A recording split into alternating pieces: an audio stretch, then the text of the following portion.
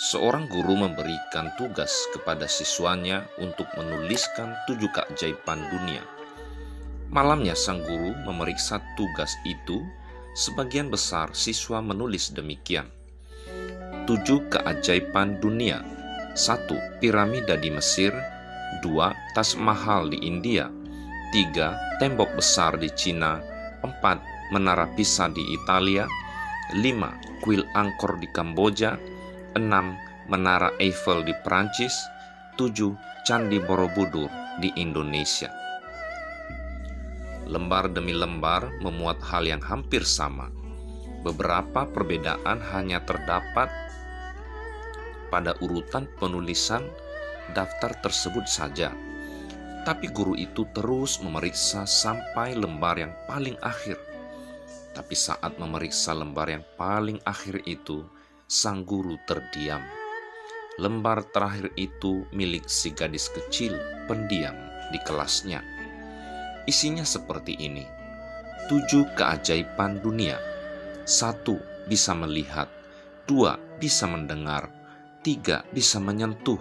4. Bisa disayangi. 5. Bisa merasakan. 6. Bisa tertawa. Dan 7.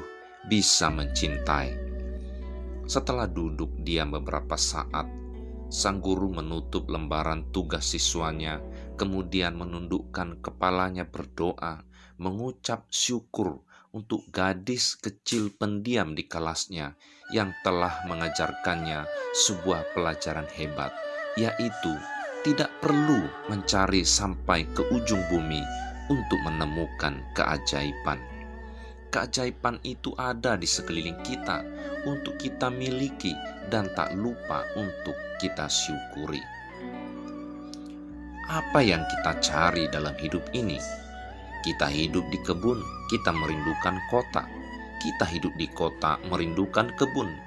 Kalau kemarau, kita tanya kapan hujan. Di musim hujan, kita tanya kapan kemarau. Diam di rumah, inginnya pergi. Setelah pergi, inginnya pulang ke rumah.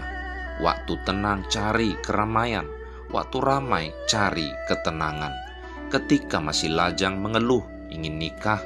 Sudah berkeluarga, mengeluh belum punya anak. Setelah punya anak, mengeluh betapa beratnya biaya hidup dan pendidikan.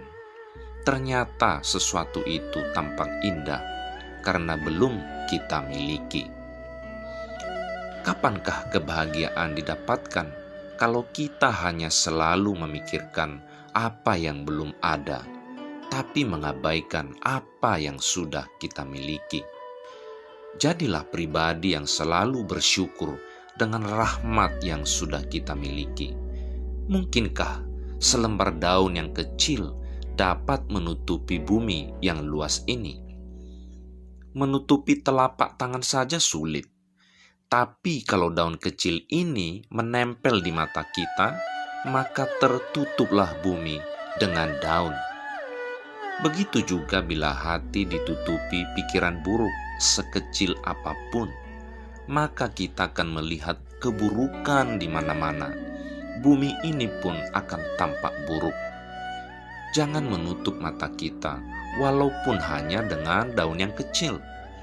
Jangan menutup hati kita dengan sebuah pikiran buruk, walau cuma seujung kuku. Syukurilah apa yang sudah kita miliki sebagai modal untuk memuliakannya.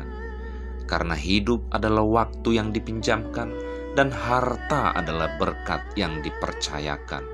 Dan semua itu kelak akan dimintai pertanggungjawabannya. Jadi, bersyukurlah atas nafas yang masih kita miliki. Bersyukurlah atas keluarga yang kita miliki.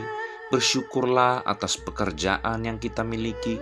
Bersyukur dan selalu bersyukur di dalam segala hal. Segeralah berlomba dalam kebaikan.